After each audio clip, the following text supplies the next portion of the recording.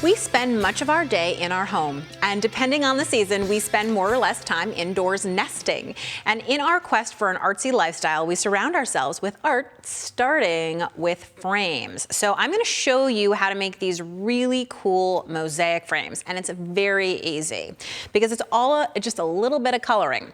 So I'm starting with some shrink film that is pre-printed with designs. So you can see there's tarot and eyes and sort of all over doodles and even art supplies. And all I'm gonna do is start to color them. Now, if you don't have any pre-printed shrink film, you can use plain white shrink film. You could use colored shrink film. You could use clear. I mean, they have so many now. They have the kind you can put through your printer. You could use that. I mean, it's really whatever you want. The point is, you just need something that you can color and draw on, and that's gonna shrink.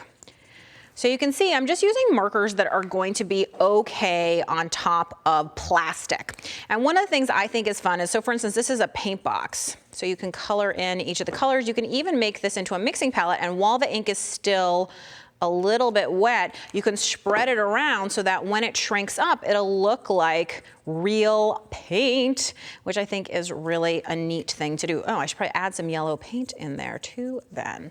And you can even do the same thing with like the big palette. I like to use some of the metallics to just go ahead and add, here's a big, area of paint. You can use the white as a blender. See how that is catching the color that's already on there and blending it into a slightly different color, and that's gonna end up looking like paint when it dries.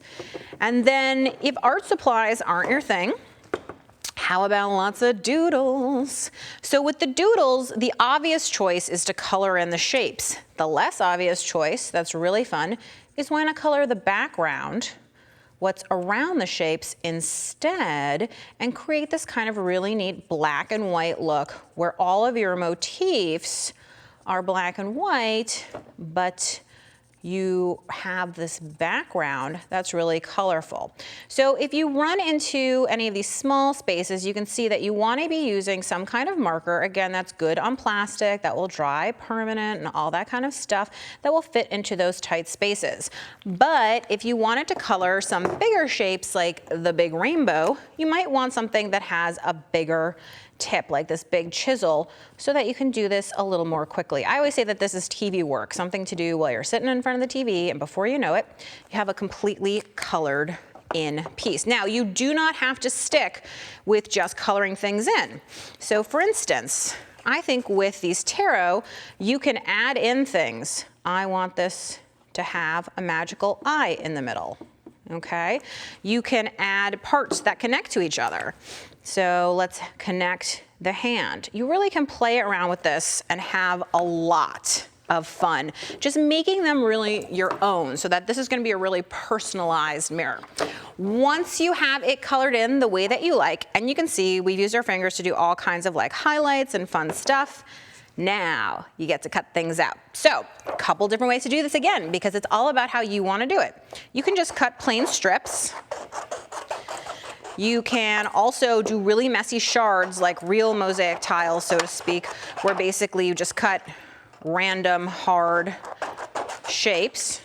You can also do a little bit of fussy cutting, where you cut around the shape that you want, just like so. And I'm gonna give you a tip. I don't cut each of these individual eyelashes because that seems like a lot of work.